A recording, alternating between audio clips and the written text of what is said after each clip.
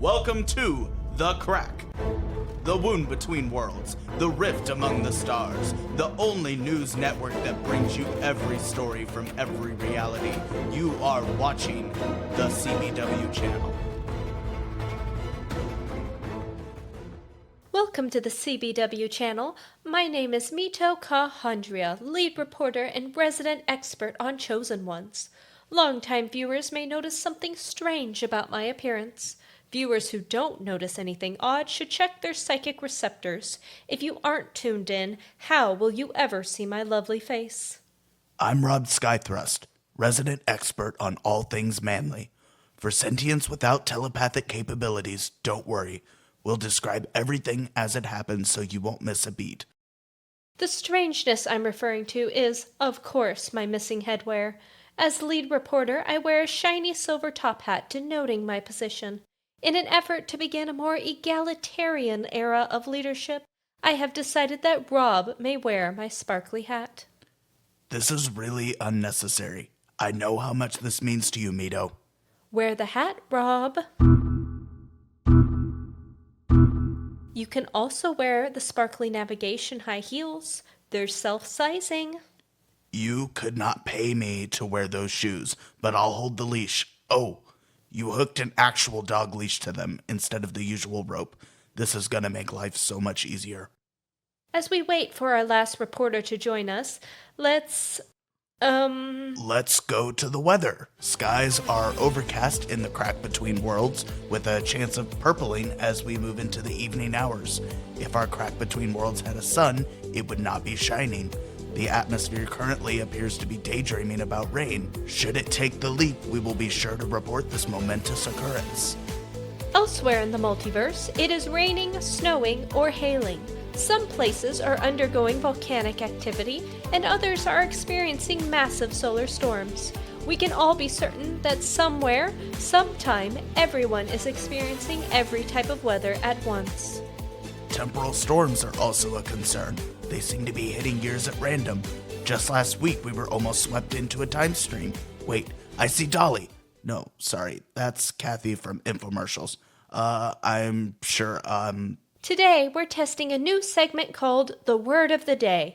Viewers, let us know if you enjoyed this segment by writing, chiseling, or otherwise inscribing your opinions onto a flat surface, burning it, and then feeding the ash to the nearest pigeon. Remember, the shadow people are on strike, so it's dirty strike-breaking pigeons or nothing. Rob, what's our word of the day?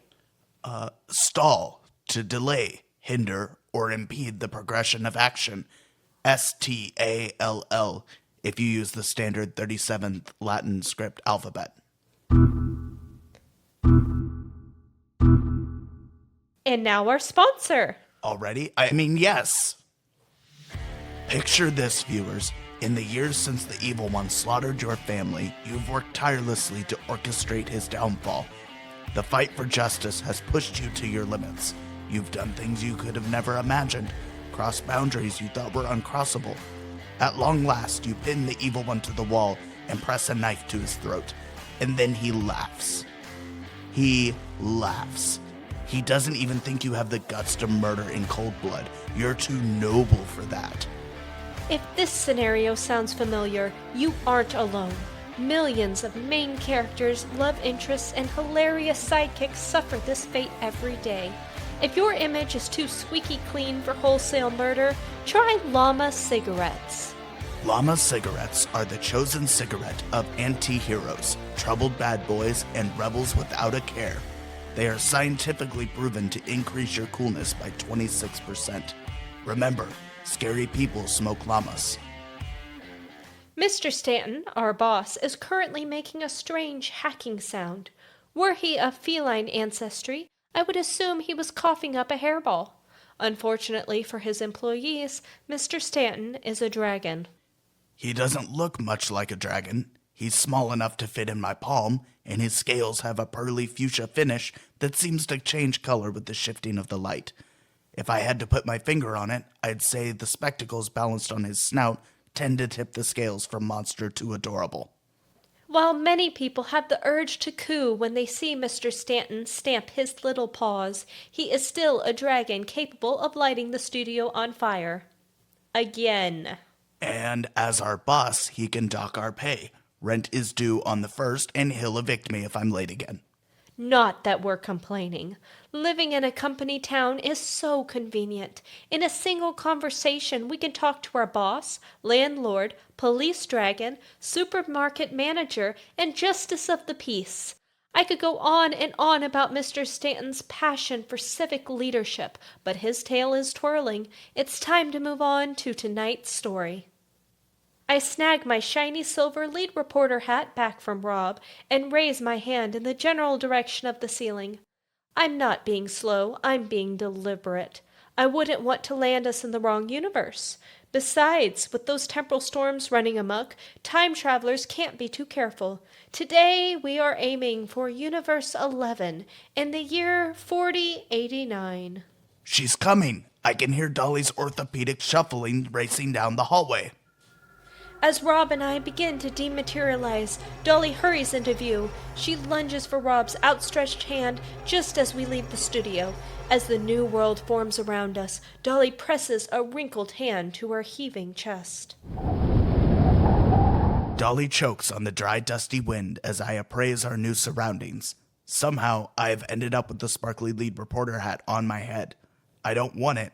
I'm not sure why Mito thinks I should be honored to wear the shiny silver top hat, but she's always been an oddball. I tighten the chin straps anyway. I may not want this hat, but I won't let the wind blow it away. The wind buffets my face as I scan the horizon.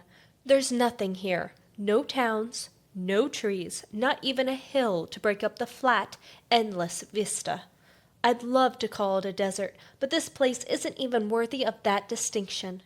It's as if a giant has taken a scouring pad to the land. It has been scraped and scrubbed and sanded until not even the dirt dares make a home on this surface. Very poetic, dear. Oh my, that wind is blowing up a storm.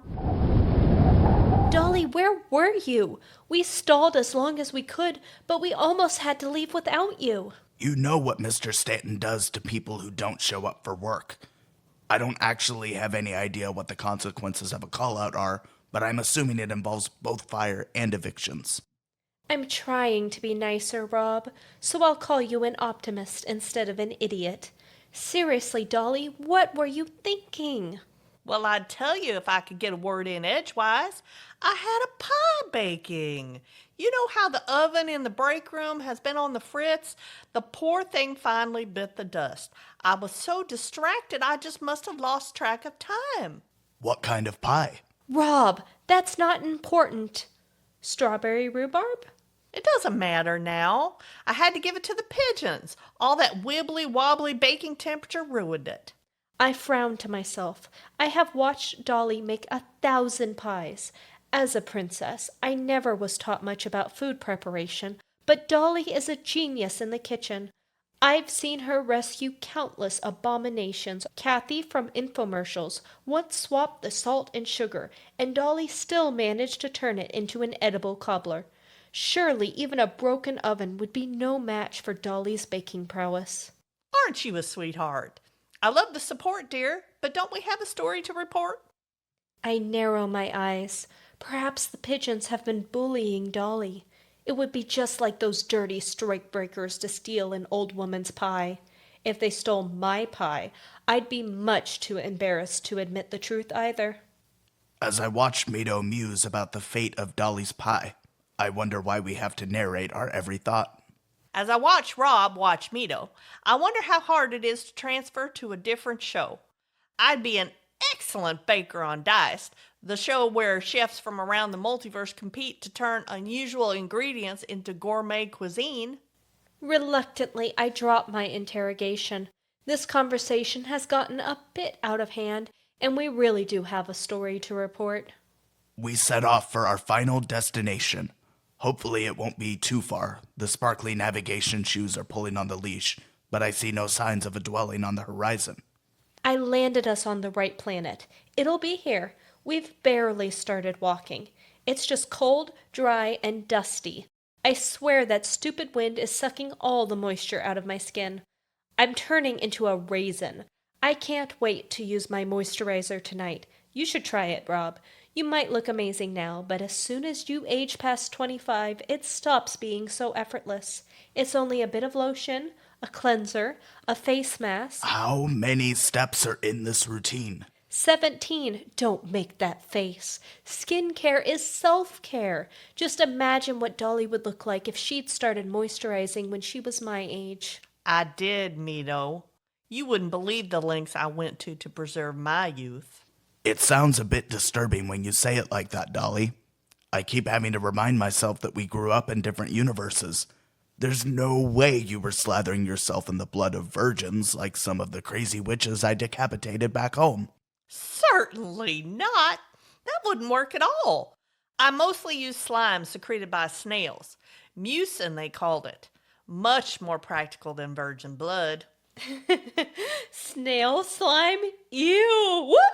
Viewers should know, Mito just tripped on air and face-planted into the featureless ground. I did not trip on nothing. There's clearly some kind of invisible object. Y'all were getting along so nicely. Don't start bickering now. I am mitochondria, powerhouse of Solaria. I do not trip over air. So you're admitting that you tripped on your own feet? That's not... Ugh. I'll prove it to you. Look, I was right here, and then... Yes! Viewers, please excuse my victorious shriek, but I have just found the object. It appears to be some sort of invisible hatch. The sparkly navigation high heels have stopped walking, so this must be the right place. As Rob watches doubtfully, I find the invisible handle. Try twisting it, mitochondria. With an audible hiss, I found it. I narrate it. I have the sparkly hat. That doesn't mean you get to narrate all the cool bits. Really? Can I get that in writing? With an audible hiss,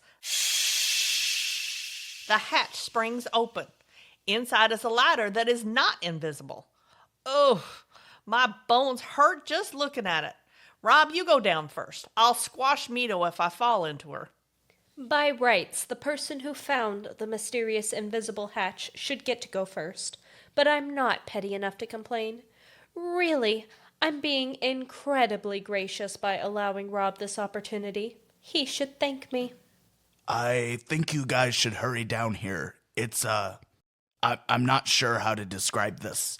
I grab the cold metallic rungs and carefully lower myself. Mito descends last, making sure to shut the hatch as she goes. None of us know why there's an invisible hatch in the middle of a barren wasteland, but it's good manners to shut the door behind you. The ladder is longer than I expected. Just as I start wondering if I should have stayed outside, my feet hit the floor.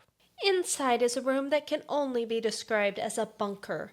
Machinery beeps on every wall, and dozens of cords sag from the ceiling. Rob stares panicked at the mass of hardware. I can't blame him. Solaria had every technological advancement imaginable, but Rob's homeworld is primitive. They didn't even have steam engines by the time he left. He's clearly never seen a server room. We didn't need technology. We had magic. All the best societies have both. Don't you fret your pretty head, Rob. They'll catch up. All that stuff on the walls is a computer, probably one large one. A computer? Like the things we watch cat videos on? Mito, maybe you should let someone else start introducing the technology. I showed Rob all the important parts. It's not my fault he only remembers the cat videos. I couldn't not show him that compilation of kittens doing acrobatics. Shh, there's someone coming.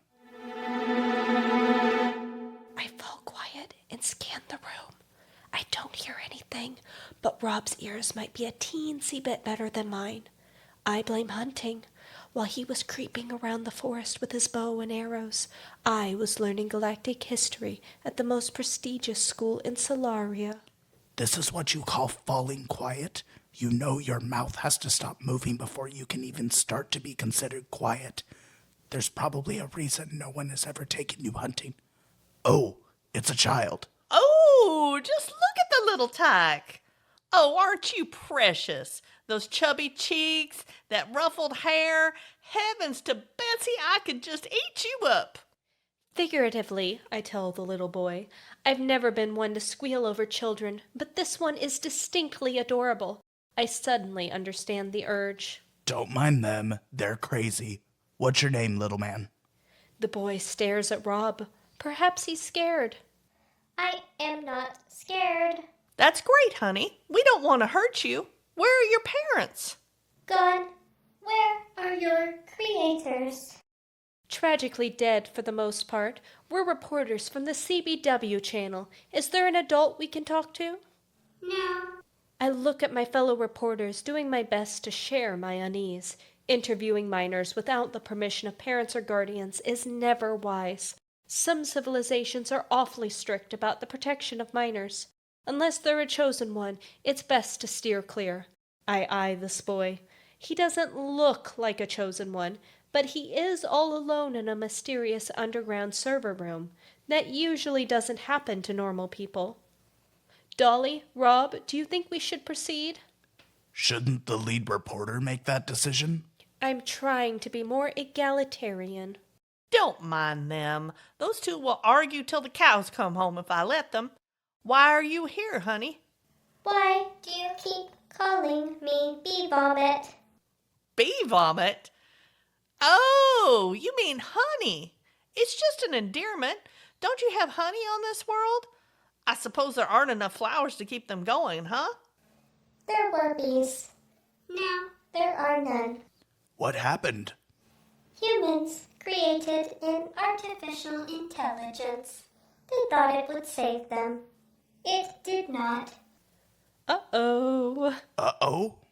You really need to develop better instincts. Without a keen reporter's intuition, you won't last a year in the crack. That literally explains nothing. When you hear about an artificial intelligence, assume it wants to kill you. Every now and again, I meet one that's a force of good, but most of them want to kill you. It isn't always malicious. Sometimes they just love us so much, they view death as the only way to preserve us. It's probably what happened to this world. What? You know, desolate wasteland as far as the eye can see. No sign of life outside of a hidden bunker. If you've seen one post-apocalyptic world, you've pretty much seen them all. There are only a few things that can wipe out all life in a world. Now that we know there's an artificial intelligence involved, it's kind of easy to make an assumption. What happened, honey? Can you tell us? Humans were at war. It was unceasing. They created the artificial intelligence to police the conflicts. It was a mediator. To prevent conflict is to understand it. War was unceasing. Unceasing. To continue without end. To stop war, it created the end. Classic programming mistake. This would have never happened on Solaria. Can you please shut up about Solaria? We get it. Solaria is the most perfect society to ever exist. You've made your point. Move on. How did the end come? Nuclear warheads. Shit! Shit! We need to wrap up this interview. What? Are nuclear warheads bad for the skin or something? It's bad. Very, very bad. I'd give you the explanation, but I don't want to waste any more time. Outside, that's called nuclear winter. That dust we were breathing in, radioactive ash. It's not recent, obviously, or we'd all be currently dying an agonizing death. So, we're fine. No, we're probably still dying. Our bodies just haven't noticed yet. Radiation takes a long, long time to go away, and it doesn't take much to become lethal. We need to move this interview along. After, I'll take us across the galaxy to the Glundark Empire.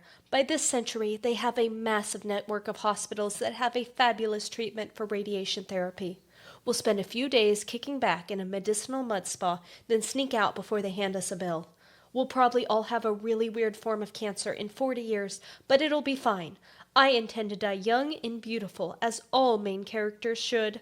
Let's move, people. What about the child? We can't just leave him alone. He's like 5. Somebody must be taking care of him. Let's leave them to it. If this radiation shit is so bad, Hasn't our arrival exposed him to it? If radiation is anything like consumption, it travels pretty easily. Radiation is nothing like tuberculosis, but you're actually right, and I kind of hate you for it. Okay, fine. We'll take this interview on the road. Everyone gather round. Rob, give me my hat. The little boy doesn't move, so we cluster around him. The poor dear must be scared stiff. Mito reclaims her sparkly lead reporter hat and raises her hand. The air thickens, and I feel my body begin to dematerialize. It stopped. Yes, I know, Rob. Mito raises her hand once more. It goes no better than the first. Why isn't it working? Is it that radiation shit? I don't know, Rob. I'm not a scientist.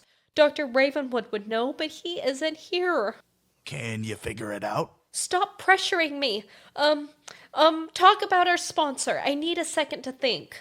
We've already talked about our sponsor, but I'm sure no one would mind hearing about it again. Llama Cigarettes. Are you tired of people not taking you seriously? Do people refuse to accept that you've matured? Are you typecast everywhere you go? People everywhere struggle to be accepted as adults. Many become the figurehead of rebellions when they're only teenagers. Some are whisked away to magical academies before they've hit puberty. Others are the younger sibling of a famous hero and thus become immortalized as a squeaky clean little kid. Try smoking Llama cigarettes. They are guaranteed to make you age 20% faster than is biologically healthy. Llama cigarettes are the perfect signal to tell the world, don't boss me around, I'm an adult. Just remember to try them before you smoke in public. If you light the wrong end, people will laugh. Remember, mature people smoke llamas. You are holding a cigarette. Yeah, wanna try one?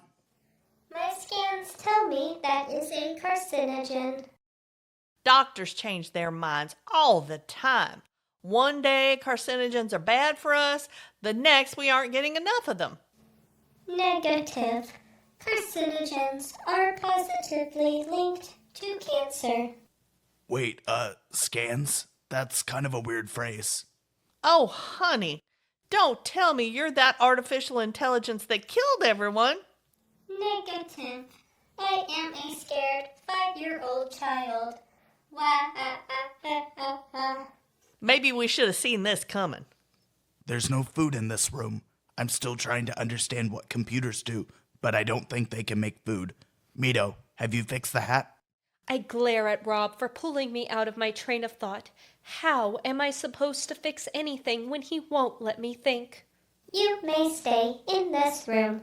The surface will be habitable in approximately 20,000 years. Oh, shut up. I flip the switch marked interface. The artificial intelligence disappears. Rob looks at me like I just murdered a child. I roll my eyes. It's a holographic interface. The artificial intelligence is still present. I'd have to destroy the servers to kill him, and I have no intention of doing that unless it becomes clear that he's the one blocking our ability to leave. Can artificial intelligences do that? Technically, there's probably a few in the multiverse that can stop the hat, but it's rare. The top hats are built to bust through anything and everything. Dr. Ravenwood was always talking about that before. Well, you know. Anything strong enough to punch through time, space, and reality usually isn't daunted by glorified computers. Why are you antagonizing someone that literally destroyed the world? We are never going to figure anything out if you don't stop interrupting me with asinine questions. The world is already destroyed. Those servers, the weird walls with blinking lights, hold the artificial intelligence. He isn't going to destroy the bunker because that would be suicide, or at least voluntary amputation. He has no power over us. Can you please focus on our impending demise? You aren't the only one stressed out. The way I see it, there are two possibilities. Either the hat is broken, or there is something interfering with its ability to transport us. Okay, how does that help us? It doesn't. Can you try that hard reset thing like you did when we were caught in the temporal storm? Wait, do you think the temporal storm followed us? How can a storm follow us? I don't know. How can a hat transport us across the multiverse? I stopped questioning my life after a sentient fern tried to eat me. I'm going to try a hard reset. It'll take about an hour. If it doesn't work, we're screwed. If it doesn't work, we'll try something new. Rob, don't be such an optimist. The radioactive dust is in our clothes, our skin, our lungs. Every minute we delay treatment increases the likelihood that none of us make it back to the crack. If the problem doesn't lie with the hat, we've just gambled away our lives. We've got to try something. Dolly, thoughts? Dolly? Dolly is peering into some sort of tube. She jolts when Rob calls her name again. Don't mind me, dear. I'm just wool gathering. What is that? It looks like a periscope. You know, like the devices submarines use to see the outside world. There's not much of an outside world to see, dear. If there is some kind of interference blocking our ability to dematerialize, maybe it's coming from outside. Can I look? Maybe I'll recognize something. I thought we agreed the radiation was disrupting the hat. I don't remember us agreeing on anything. Mito suggested a few ideas, but even she didn't claim to know the answer. Mito Cahandria, powerhouse of Solaria, would never keep her mouth shut if she thought she knew something we didn't. I can't help that Solaria has a better educational system than your primitive world. I'm tempted to tell Mito where she can shove her education, but this isn't the time for childish bickering.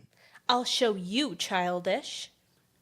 I glance at Dolly, expecting her to tell us, "Y'all's bickering could wear the horns off a billy goat." She always has an odd phrase to express her irritation, but not this time. Dolly has a strange look on her face, and she almost seems to be shielding the periscope with her body.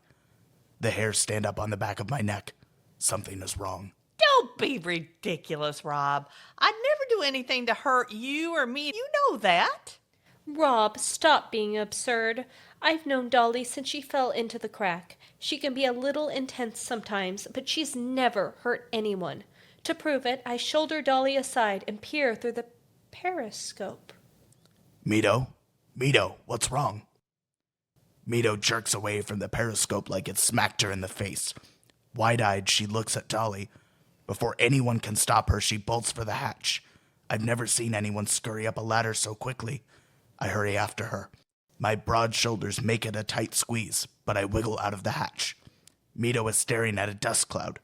No, the dust is changing, shifting. In one moment, it's nothing more than a miniature whirlwind of ash and silt. In the next, it looks like the temporal storm that swept us away from our last interview, like television static. Living, breathing static, immersed in all the colors the mind can imagine. I blink, and it's swirling dust once more. I thought the radiation was a problem. Mito is pale, her eyes wide. For the first time in our acquaintance, I understand how she can describe her teary purple eyes as amethyst. Mito opens her mouth like she can't comprehend her own movement. Dr. Ravenwood. Mito is staring into the whirlwind like her long-dead friend is going to step out of it. I step closer. I don't know what this radiation shit is doing to her head, but clearly she needs to climb back inside the bunker before it melts what's left of her brain. As I touch her arm, I see it. There's a man. He's thin, reedy. Short, dark hair and a skinny mustache obscure his scarecrow face. Bronze glasses gleam from inside the swirling static. Is this the illustrious Dr. Ravenwood? I can't understand you. I'm sorry. I'm trying. He's saying something, but the sound is swept away by the roaring of the wind. Dr. Ravenwood points. I turn and realize he's pointing at Dolly. She's climbed out of the hatch and is watching the whirlwind with that same strange look. I wait for her to smile, to cry, to show some sort of emotion. Can she not see him from this angle? Yes, Dolly is alive. It was a close call. She almost got sucked into that nanite swarm that took you from us, but she's okay. Are you alive? Are you dead? Is checking up on us your unfinished business? Dr. Ravenwood shakes his head, still pointing at Dolly. He's trying to say something. It's urgent, whatever it is. Normally I would read his lips, but between the mustache and the whirling dust, I can't catch more than a single word. Trust. Dr. Ravenwood is trying to tell Mito something about trust.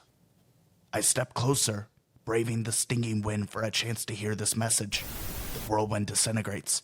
Where once there was a man in a storm of ash and static, now there is only a barren wasteland. The winds too have changed. Purposeful strikes and gusts have given way to a cold, unemotional breeze. I'm sorry, Mito. I thought it was an optical illusion. I didn't want to break your heart. It's all right. I just wish I knew what Dr. Ravenwood was trying to tell us. He said something about trust. Dr. Ravenwood talked about trust a lot.